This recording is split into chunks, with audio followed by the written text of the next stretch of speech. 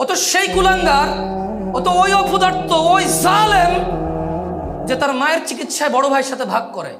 তার গরিব ভাই, ভাইয়ের দুইটা ছেলে মেয়ে নিয়ে দিন কষ্টে পার করে। সে ঢাকা শহরে নিজের ফ্ল্যাটে থাকে, ঢাকা শহরে নিজের বাড়ি আছে, সে চিকিৎসায় মায়ের সাথে ভাগ করে ভাইয়ের। তা কোন ভাই গরিব ভাইটার সাথে ভাগ করে? আমাকে বলছে যুবককে নসিহত করতে। তো যুবক হচ্ছে তো ও যে তার মা পেটের নিচে তাকেই চেনে না। আল্লাহকে তো দেখা যায় না। আল্লাহকে কি দেখা যায়? কিন্তু মাকে তো দেখা যায়। যুবক হচ্ছে ও যে তার বউয়ের কষ্টে কাজা দেয়। আরে তোর ভাবি জানিস, একটা মানে যেমন চাইছি আল্লাহ তেমন দিছে, জানি না কি ভালো কাজ করছি। পেটে যখন বাচ্চা ছিল কি যে কষ্ট, তারপর আমার কষ্ট দেয় নাই। আহারে কষ্ট যদি দেখতি, কিন্তু সে নিজে তার মায়ের পেটে ছিল এরকম। তার মা আরো বেশি কষ্ট পাইছে, কারণ অভাবের দিন ছিল। আরে রাজা মহারাজারা কষ্ট পাইছে আগে, এখন তো ফকিররাও পায় না। ঢাকা শহরে নাকি ভিক্ষা করে মানুষ 3 তলা বাড়ি করে। কিন্তু একটা সময় তো রানীরাও কষ্ট পাইছে, কারণ রাজারা মানে মন মতো যেভাবে খুশি সেভাবে দাস দাসী রক্ষী টক্ষী রাখতো, তো বৌরা তো এগুলো মানে নিতে পারতো না। আগের যুগে রানীরও তত সুখ ছিল না ওর বউয়ের যত সুখ এখন, মাশাআল্লাহ। তারপরেও তো 42 ইঞ্চি সিনেমার টিভি না হলে ওর চলে না, বক্স খাট না হলে ওর চলে না, অমুক ব্র্যান্ডের সোফা না হলে চলে না, সিরামিক লাগবে, এসি লাগবে, ফ্যান লাগবে, কাজের মহিলা লাগবে। তরকারি কুটলে এখানে নাকি দাগ পড়ে যায় বেচারার বউয়ের। তারপরে আবার মা এই বাসায় থাকতে হবে কেন? তোমার মা ওই বাসায় থাকে, তোমার ভাইয়ের ছেলেকে তোমার বাপ স্কুলে দিয়ে আসে, তোমার মা ছোটটারে কোলে রাখে। আমাদের এখানে থাকলে তো আমাদেরগুলো একটু রাখতে পারে। তাহলে মা লাগবে কেন? বাচ্চা কোলে নেওয়ার জন্য। বাপ লাগবে কেন? বাচ্চা মাদ্রাসায় দিয়ে আসার জন্য। তো এই যুবকরা আমি কি বলবো? আমাকে বলেন আপনারা যুবককে নসিহত করতে। ও আল্লাহ সম্পর্কে ওকে কি বলবো? ওর মা ওকে পেটে নিছে, অভাবের সংসার ছিল, ও নিজে দেখছে, এটা মেহমান না আসলে গুস্ত খাইতে পারতো না, তো না পারলে কি ওর মা খাইতে পারছে? ও নিজে দেখছে অভাব, ও দেখছে ওর মা ওর বাপের মায়ের চোটে এই ঘর ফালাইয়া 2 ঘর দৌড়ায় যায়, আরেক ঘরে যায় ঢুকছে, ওর বাপ ওখান থেকে দৌড়া নিয়ে আসা ওর মায়ের আবার মারছে। ও দেখছে এই কষ্ট, ও এই কষ্ট দেখছে ওর মায়ের, ওর মাকে দেখছে, ওর মায়ের নির্যাতন দেখছে। ওর মা ওর দাদির সাথে সবসময় লাইগা থাকতো কিছু একটা নিয়ে। বাচ্চা কোলে নিলে সমস্যা, কাম কাজ নাই, ফুলজ্ঞ হয়েছে, মাইয়জ্ঞ হয়েছে, এটা এখন সারাদিন পড়ে থাকবে, দেখায় আমরা লাজও ফালি নেই দোষগা। আবার এবার এটার রেখে কাম কাজ করলে বলে যে হ্যাঁ মারিয়ালা, আমার বংশ আগের বংশ আগাইতে দিত না, মেরে ফেল, কান্দতে কান্দতে কান্দতে আমার নাতি মেরে ফেললো রে, কোলে নেয় না রে। ওর মা এই একটা ট্রমার মধ্যে দিন পার করছে ওরে নিয়ে। এক কোমরে ওরে রাখছে, আরেক কোমরে ধান নিছে, এক কোমরে ওরে রাখছে, আরেক কোমরে চুলার মধ্যে আগুন দিছে। ও তো দেখে বড় হয়েছে, ও তো সেই কুলাঙ্গার, ও তো ওই অপদার্থ, ওই জালেম যে তার মায়ের চিকিৎসায় বড় ভাইয়ের সাথে ভাগ করে। তার গরিব ভাই, ভাইয়ের দুইটা ছেলে মেয়ে নিয়ে দিন কষ্টে পার করে। সে ঢাকা শহরে নিজের ফ্ল্যাটে থাকে, ঢাকা শহরে নিজের বাড়ি আছে, সে চিকিৎসায় মায়ের সাথে ভাগ করে ভাইয়ের। তা কোন ভাই গরিব ভাইটার সাথে ভাগ করে? ও হচ্ছে এই কুলাঙ্গার, ও হচ্ছে এই নির্দয়, এই জালেম। ওরে আমি, ও তো বয়স বেশি না, তো ও তো যুবক, এখন ইয়াং, 40 হয় না, বয়স 40 হয় নাই, ওর বয়স 40 হয় না। ওর বাপে ওরে পড়াশোনা করানোর জন্য বাকি 2টা ভাইরে কামলা খাটাইছে, এগুলো এখন কামলা। বাপে জমি বেচে এরে পড়াইলো, জমি বেচে এরে বিদেশ পাঠাইলো, এখন যত কিছু ইনকাম করে সব ওর। আবার ঘর ভিটা ওর বাপের 60 ডিসিমেল, 5 কাঠা, এইখানে 4 ভাইয়ের ভাগের মধ্যে ও 1 ভাগ রেখে দিয়েছে। বরং চাইতেছে যে ভাইদেরকে টাকা দিয়ে ওটা পুরোটা নিয়ে নেবে, সে ডুপ্লেক্স বাড়ি করবে সে ওখানে। মাঝে মধ্যে যায় তো শীতকালে একটু গরমে ছুটিতে টুটিতে যায় 2-1 দিনের জন্য। একটা ডুপ্লেক্স বাড়ি না হলে হয়? বংশমর্যাদা টিকে নাকি? তা আমি ভাই যুবক তোমাদের কি বলবো ভাই, বলো? আল্লাহকে তো দেখাইতে পারতেছি না তোমাকে। হ্যাঁ, তুমি এই আসমান খুঁটিবিহীন ওর দিকে যদি তাকাও, তাইলে হয়তো বুঝবা আল্লাহ আছে। তুমি এই আলো যেটা চোখে দেখা যায় না, অথচ সবাইকে দেখতে সাহায্য করে, এ পুরো পৃথিবী আলো ছাড়া আলোহীন। কিন্তু এই আলোটাকেই দেখা যায় না। যে ফুল দেখাচ্ছে এখন, এটা লাল, এটা হলুদ, এটা সাদা। আমার গায়ের পাঞ্জাবির একরকম কালার, তোমার গায়ের কোটি আর একরকম কালার।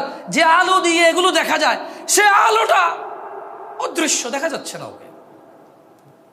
যে বাতাস অনুভব হয়, কাপড় উড়ে, কোনো কিছু উড়ে, গাছের পাতা নড়ে, সব বোঝা যায়, দেখা যায় না বাতাসটা। শরীরকে শীতল করে, ঠান্ডা করে। পানি যেমন দেখা যায়, ধরা যায়, বাতাস তো ওরকম দেখা যায় না। যদি সে এগুলো নিয়ে বিবেচনা করে যুবকে আমার যারা এখানে উপস্থিত আছে এখন, তাইলে হয়তো সে আল্লাহর বিষয়টা একটু বিবেচনা আনতে পারে। আল্লাহ বলছেন মানে মন্দ কাজ করলে মানুষ কোথায়, পরিণাম কি? তো জাহান্নাম কার জন্য? ইন্নাল মুজরিমিনা ফি আযাবি জাহান্নামা খালিদুন, নিশ্চয় অপরাধী পাপী সে জাহান্নামে চিরস্থায়ী হয়ে থাকবে। তো অপরাধী কে? যে জুয়া খেলে সে অপরাধী। অপরাধী কে? যে যুবক বিবাহ বহির্ভূত সম্পর্কে জড়িত আছে সে অপরাধী। অপরাধীকে যে নেশায় মত্ত আছে সে অপরাধী। অপরাধীকে তার যৌবন অবহেলায়, উদাসীনতায়, দিনদ্রোহিতায়, দিনহীনতায় যে জীবনযাপন করে গাধা গরু ছাগল কুকুরের মতো, সে হচ্ছে অপরাধী। অপরাধীকে যে তার বাবার কষ্ট বোঝে না, অপরাধীকে যে তার মায়ের কষ্ট বোঝে না, অপরাধীকে যে তার স্ত্রীর কষ্ট বোঝে না, অপরাধীকে যে তার বোনকে পর করে দিয়েছে, যে তার বোনকে সম্পদ থেকে বঞ্চিত করে, যে তার বোনকে নিজের আপন মনে করে না, যে তার বোনের কষ্ট নিজের কষ্ট মনে করে না, যে তার ভাগিনাকে পর মনে করে, শালাকে আপন মনে করে। শালাও আপন, ভাগিনাও আপন, দুইজনই আপন, কেউ কারো প্রতিদ্বন্দ্বী নয়। একটা আত্মীয়, একটা পরম আত্মীয়। সে অপরাধী, সেই পাপী। যে ফজরে ঘুমিয়ে থাকে, যে জোহরে আড্ডায় থাকে, যে আসরে ক্লান্ত থেকে বিশ্রাম করে নামাজে না গিয়ে, যে মাগরিবে চায়ের জন্য ওঠে, নামাজের জন্য ওঠে না, যে এশায় টেলিভিশন আড্ডাবাজিতে ব্যস্ত থাকে, সে লোকটা হচ্ছে অপরাধী। যে বলে আমি জেনারেল, উনি আলেম, আমি বুঝি না ইসলাম, ওই লোকটার চাইতে বড় অপরাধী আমি। ফতোয়া দিছি, শুনছেন আপনারা কখনো? আমি কখনো ফতোয়া দিছি? ফতোয়া মানে কি? মন্তব্য করা, কোনো কিছুকে হারাম হারাম বলা, জায়েজ বলা, না জায়েজ বলা। মানে আমি বলছি তুই কাজটা ঠিক করছ না, এটা হারাম, এটা হলো ফতোয়া। এটা হলো কি? তাহলে চায়ের দোকানে মুফতি পাওয়া যায় কি না? ফতোয়া কে দেয়? মুফতি। ফতোয়া কে দেয়? চায়ের দোকানে, বাস স্ট্যান্ডে, ঘরের নিচে বন্ধু বন্ধু মিলা ইসলাম নিয়ে ফতোয়া দেওয়ার লোক আছে না নাই? মন্তব্যই হচ্ছে ফতোয়া। তো কি মন্তব্য? আপনি একটা বিষয়ের উপরে মন্তব্য করলেন, দিস ইজ হোয়াট কল ফতোয়া। তো আমি কি মন্তব্য করি আপনারা শুনছেন কখনো? বাট আমার নজরে এই দেশে আসছি 2014 সালে। আমি বহু মানুষ পাইছি যারা উপন্যাস পড়ে বৈশা বৈশা, কোরআন সুন্নাহ পড়ে না। এরপরে যে লাইগা গেলে ওরে কিছু না করলে, ওর একটা বুঝ আছে দুনিয়া আখিরাত নিয়ে, সায়েন্স মাইন্স নিয়ে কিছু একটা বোঝেও, আইসা বলবো যে আমরা জেনারেল, আমরা বুঝি না, ওরা আলেম। এর চাইতে পথভ্রষ্ট লোক আমি আমার চোখে দেখি নাই, যে নিজেকে জেনারেল বলে সেপারেট করে ফেলে, আর কোরআন সুন্নাহ যারা জানে তাদেরকে আলেম বলে একটা গ্রেডিং করে ফেলছে। কি করে ফেলছে? ওই আমরা জেনারেল, ধর্ম কি আমরা বুঝি, এক হুজুরে একটা কহেন, কোনটা হুনবু ধর ভাই, তারা তাদের পথে, আমি আমার পথে। আরে তো ওরে কি আলেম হওয়া নিষেধ নাকি? ওর আলেম হওয়া নিষেধ? ওর ইসলাম পড়া নিষেধ? তোমাদের ইসলাম পড়া নিষেধ? সত্য করে বলো। এই কেউ ভিডিও তো অধিক হচ্ছে না? ভিডিও তো অধিক হচ্ছে না, ঠিক আছে। কারা কারা দেখে সুন্দর করে মানে কনফিডেন্ট আছে যে আমার পড়া শুদ্ধ, আমি চাইলে এখানে মাইকে এসে পড়তে পারবো, আমার পড়া শুদ্ধ? হাত তোলেন তো। কোরআন দেখে পড়তে পারেন শুদ্ধভাবে, হাত তোলেন। হ্যাঁ হ্যাঁ, মাশাআল্লাহ, নামান সাচ্ছি, হয়েছে বাপরে। তো বাকিদেরকে নিষেধ? বাকিদেরকে নিষেধ? জীবনে কোথাও শুনছেন কোম্পানির মালিক আর পিয়নের বেতন এক হয়? মানে মালিক যা পাইছে পিয়ন তাই পাইছে, এরকম হয়? কখনো শুনছেন? কখনো শুনছেন ডিএজির বেতন আর হাবেলদারের বেতন এক হয়? কখনো শুনছেন কোম্পানির ঊর্ধ্বতন ম্যানেজার আর হলো যে এই যে চা নিয়ে আসে বা ক্লিনার, তার বেতন এক হয়? যদি এক হয়, কেউ কি ওই কোম্পানির ক্লিনার হওয়াটাকে সৌভাগ্যবান মনে করবে না? করবে কি না? ধরেন আপনি মাস্টার ডিগ্রি পাস, এক জায়গায় বলছে ভাই ম্যানেজার হও, বেতন 40,000। আরে বলতেছে যে আমার কোম্পানিতে চলে আয় ভাই, আমি কোম্পানির সিইও, মাসে 5 লাখ টাকা বেতন নেই, তুই চাটা এনে দিবি, তোরও 5 লাখ দিব ভাই, আমরা মানে এক জায়গায় থেকে 2 রকম বেতন নিব না ভাই। তো এই মাস্টার ডিগ্রি পাস লোক কি 40,000 বেতনে যায় ম্যানেজার হবে, নাকি 5 লাখ টাকা বেতনে যায় পিয়ন হবে? কি হবে? তো খায়রুকুম মান তাআল্লামাল কুরআন ওয়া আল্লামা। তোমাদের মধ্যে অ্যামংস ইউ, তোমাদের মধ্যে ওই ব্যক্তি উত্তম, কম বেশি বলে না কিন্তু, বলছে তোমাদের মধ্যে ওই ব্যক্তি উত্তম যে শেখে এবং যে শিখায়। আরে ওয়াল্লাহি হাদিসে কোনো পার্থক্য করে নাই। হ্যাঁ, ভিন্ন ভিন্ন মর্যাদা আছে। আমি যারা শিখাচ্ছি সে যা পড়ে সেটা সওয়াব আমার আসবে, সেটা সবও কি আমরা আসবে, এটা ভিন্ন ভিন্ন আছে। এবারে সে যারে শিখাবে তারটা সে পাবে, এই দুজনেরটাই আমি পাবো, কারণ আমি শিখেছি। MLM বুঝুন তো, MLM শেখ হাসিনা বন্ধ করে দিয়েছিল যে হাজার হাজার মানুষের টাকা মারি গেছে। হ্যাঁ, এক শ্রেণীর হুজুররাই বাইরে ছিল তখন, বাইরে বলছে যে টাকা দাও, জমি কিনে ডাবল করে দেবো, গাছ লাগাবো, মাছ লাগাবো, ওই করবো সেই করবো। একবারে পাবলিক মহিলারা দুলা ভাইয়ের কথায় জামাইয়ের বিদেশে একটা ডিপিএস ডুপিএস সুদ মুদে যা জমা রাখছে সব আইনা না জানাইয়া বোন থেকে ভাই থেকে হাওলাত নিয়ে দিছে, সব গায়ে। হ্যাঁ, এখন জামাই বলতেছে তোর আমি তালাক দিব, তুই কার লগে প্রেম করছিস, পর বিয়ে করছিস, ওরা টাকা দিয়ে দিছিস। দুলা ভাই বলতেছে কখন শালি তুমি আমার কখন টাকা দিছো, এরকম তো কোনো কথা নাই। এই তোমরা কি দেখছো আমার টাকা দিছে? কয় না। কারণ দুলা ভাই তো বলছে কাউরে কইস না, ওই কাউরে কয় নাই। হ্যাঁ, তো যারা MLM-টাকে ভালো করে বুঝেছে, আফসোস তারাও খায়রুকুম মান তাআল্লামাল কুরআন ওয়া আল্লামাকে বুঝে নাই। অথচ ওইটা ছিল ফেক, এটা হচ্ছে রিয়েল। ওইটা অসত্য, এটা সত্য। এটা কেমন সত্য? এটা চিরন্তন সত্য, যে আমি যারা শিখাবো সে যারা শিখাবে, সে যারা শিখাবে আমার পর্যন্ত এসে পৌঁছাবে। তাইলে যারা আপনারা কোরআন দেখে পড়তে পারেন না, আপনাদের জন্য কি নিষেধ ছিল কোরআন পড়া? এখনো কি নিষেধ? নাকি জেনারেল আর আলেম? আপনি জেনারেল না? আল্লাহ যদি কিয়ামতে বলে মান রাব্বুক, বলবে যে ইয়া আল্লাহ আনা জেনারেল, ইয়া আল্লাহ আন্নি জেনারেল। লা হাওলা ওয়ালা কুওয়াতা ইল্লা বিল্লাহিল আযীম। মাশাআল্লাহ আলাইকুম আনতুমা জেনারেল। জেনারেল মানে কি? সাধারণ। কথা কমতে মানে লুঙ্গি টুঙ্গি একটা ধইয়া এই বেটা ফকিরদের বলা কে আছে আমাদের চাইতে এলাকায় কথা কইব, কিন্তু ইসলামের সাথে আনা সাধারণ। হ্যাঁ ওয়াল্লাহ আমি দেখছি তো, কইতাছে যে এমন কোন মানুষ আছে আমার বাপের খায় নাই, ইসলাম এলাকা আনা মাসকিন। জেনারেল অর্থ কি? তো সাধারণ কেন আপনি? কারণটা কি? চুরি করতেছেন অসাধারণ হওয়ার জন্য, ডাকাতি করতেছেন অসাধারণ হওয়ার জন্য, ঘুষ খাইতেছেন অসাধারণ হওয়ার জন্য, ঘুম মারতেছেন অসাধারণ হওয়ার জন্য, ইভেন এক মেয়েকে প্রেমপত্র পাঠাইছেন, বন্ধু বান্ধব বলছে যে তোর কি কাম হয়েছে, বলছেন যে ওটা পার্কও ঘুরে চলে আসছি, মেয়ে কিন্তু বলছে জুতো দিয়ে ফিটবো, আবার লিখলে মেয়ে কি রিপ্লাই দিছে, এবার তোরে মাফ করে দিচ্ছি, পরের বার বললে জুতো দিয়ে পিটবো আমার ভাই এরকম। বন্ধু বান্ধবরা কি বলছেন, না এটা আমার টাইপের না, গেছি পার্কে পুরকে ঘুরছি, দেখলাম যে না খ্যাত, বাদ দিয়ে দিছি। এটা আপনি কেন বলছেন বন্ধুদেরকে? অসাধারণ হওয়ার জন্য, মানে ইউ হ্যাভ সাম কোয়ালিটি। মেয়ে পটানোর কি পটানোর? আপনি সামটাইম বলেন যে আই এম আ মেশিন, ভাই I am not human anymore, because I know some ways, I have some ideas that are কারো কাছে নাই। আই এম আ মেশিন ভাই, মেয়ে পটানোর মেশিন আমি। হ্যাঁ, তো কেন এটা বলেন বন্ধুদেরকে? অসাধারণ হওয়ার জন্য। বলেন তো খায়রুকুম মান তাআল্লামাল কুরআন ওয়া আল্লামার অর্থ কি?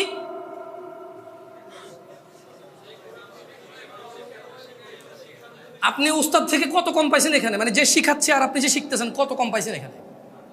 হ্যাঁ, ইসলামের চাইতে বেশি ইনসাফ কেউ করতে পারে না।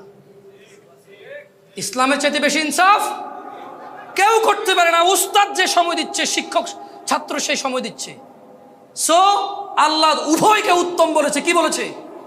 কোরআন শিখবো কিনা? আপনাদের এটা কোনো ব্যবস্থা আছে? মানে কিভাবে? না না না ওইটা না, মানে যারা জেনারেল বা নিজেদেরকে যারা সাধারণ বলে আর কি। হ্যাঁ, মানে পাঁচতলা বাড়ি আছে, শুধু ইসলামের ক্ষেত্রে সাধারণ আর কি। ওরা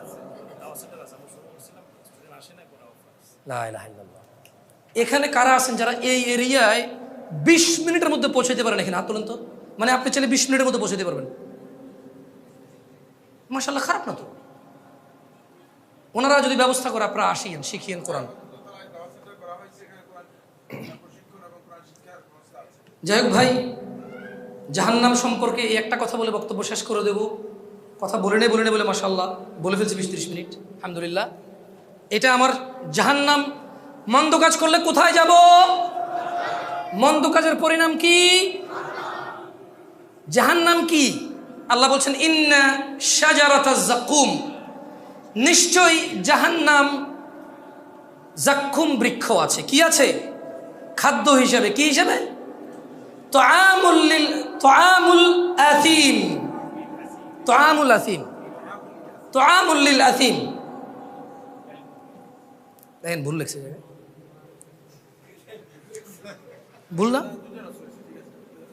তুআম, তুআমুল আথিম সূরা ওয়াকিয়া, হ্যাঁ তুআমুল আথিম। তারপরে দুইটা আছে, তুআমুল লিল আথিম আছে, আবার তুআমুল আথিমও আছে। সো ইন্না শাজারাতাজ যাক্কুম, নিশ্চয় যাক্কুম বৃক্ষ, তুআমুল আথিম পাপীদের খাদ্য, কাল মুহলি ইয়াগলি ফিল বুতুন, গলিত তামার মতো। কল্পনা করা যায় জাহান্নামে কি খাবে? ঘুষের টাকা যারা গরুর গোশত খায়, সুদ, দুর্নীতি, মিথ্যাচার, অত্যাচার, জুলুম করে যারা ভালো মন্দ খায়, ভালো মন্দ পরে, আখেরাতে খাবার কি? জাকুমটা কেমন? গলিত তামার মতো, যেটা পেটে যায় ফুটতে থাকবে। কি করতে থাকবে? হ্যাঁ, পেটে যায় কি করবে? ফুটতে থাকবে। সুবহানাল্লাহ। ফুটন্ত পানির মতো ফুটতে থাকবে। বলা হবে ওকে ধরো, অতঃপর তাকে জাহান্নামের মধ্যস্থলে টেনে নিয়ে যাও, তারপর তার মাথার উপর ফুটন্ত পানির আযাব ঢেলে দাও। তাইলে জাহান্নাম মানে আগুন জানতাম, জাহান্নাম মানে কি জানতাম? আজকে এখানে কি জানলাম? খাবার আছে। কি আছে? জাক্কুম। কি এটা? কেমন?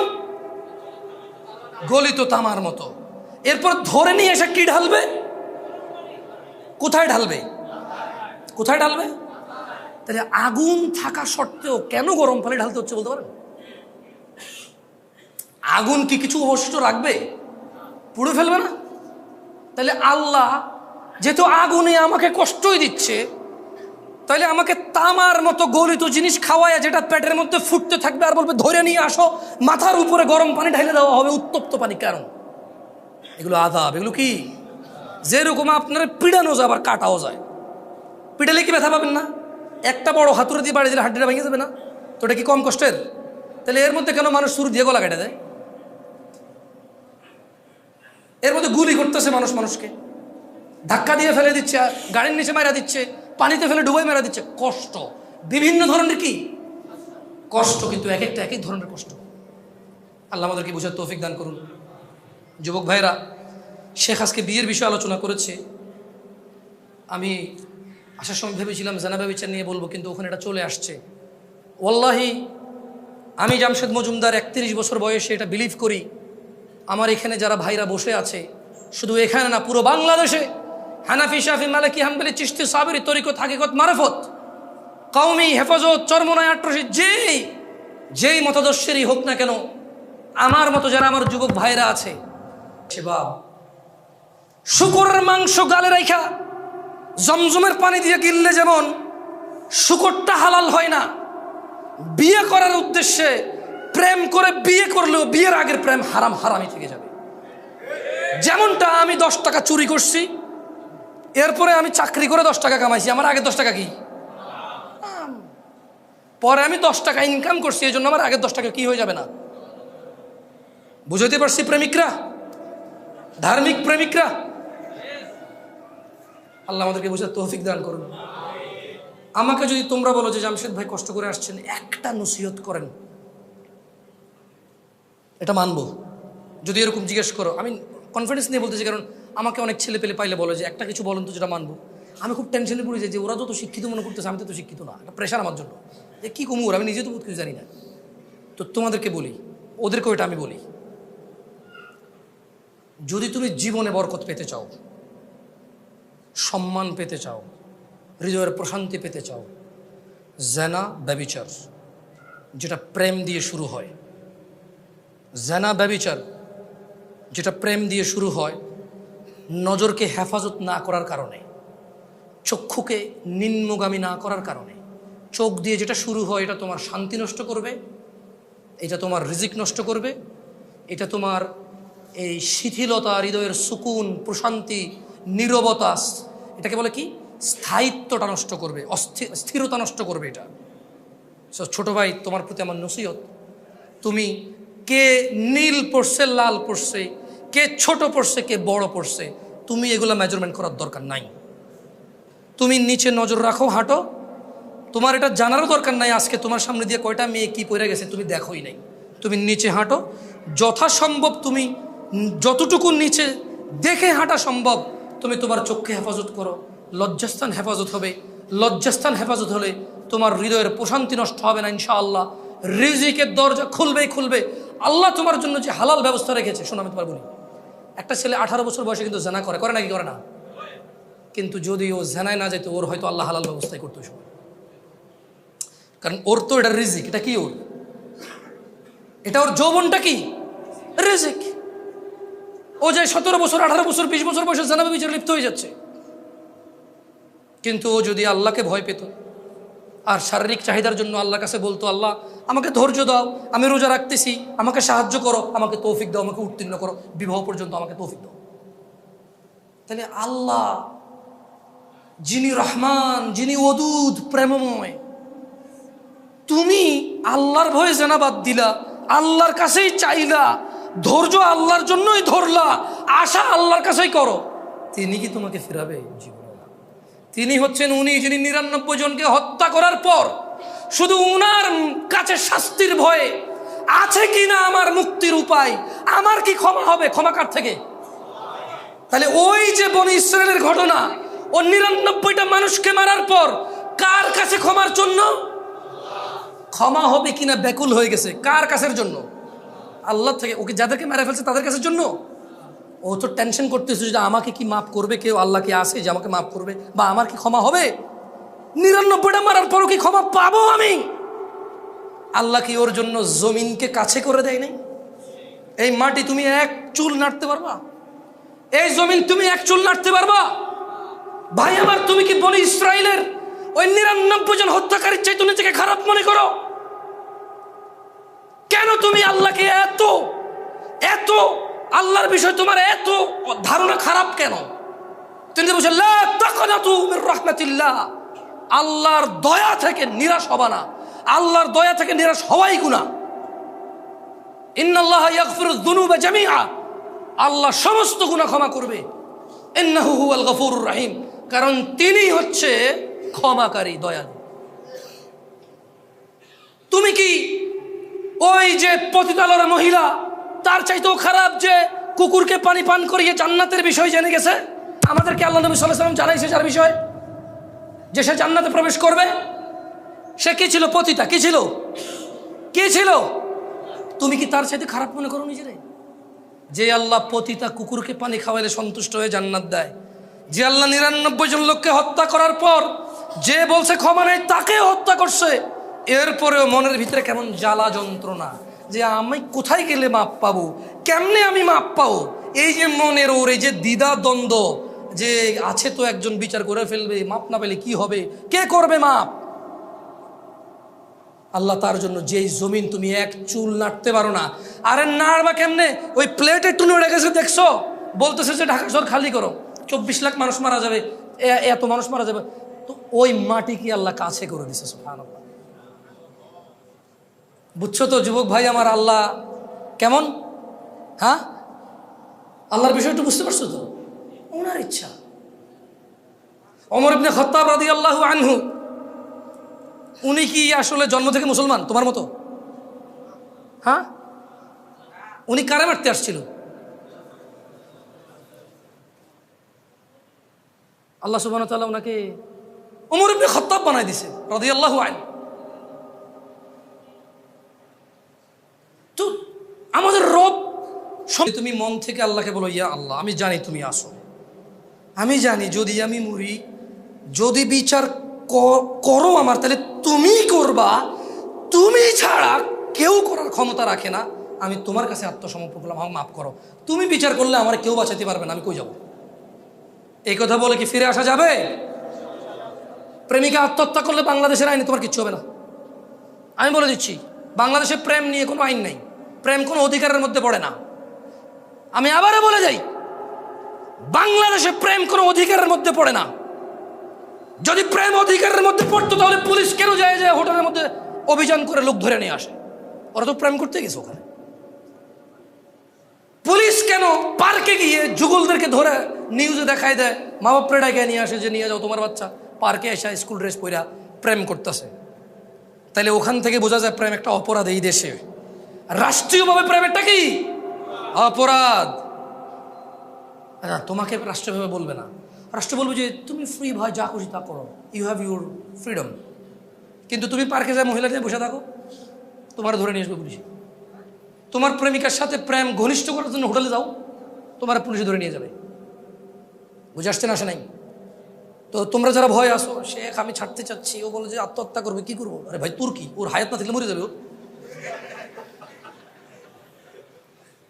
তবে হ্যাঁ, তুই ওর ইজ্জত নষ্ট করবি না ভাই আমার, তুমি ওর ইজ্জত নষ্ট করবা না, ওর সম্ভ্রম নষ্ট করবা না, ওর ভিতরে এই সংশয় ঢুকাই দিবা না যে তোর সতীত্ব তো আমি নিয়ে নিছি, এখন চোখে যেই বিয়ে করবে সে বুঝবে তুই আর সতীত্ব না, তুই বিবাহ বহির্ভূত সম্পর্কে জড়িত ছিলি বিবাহের পূর্বে।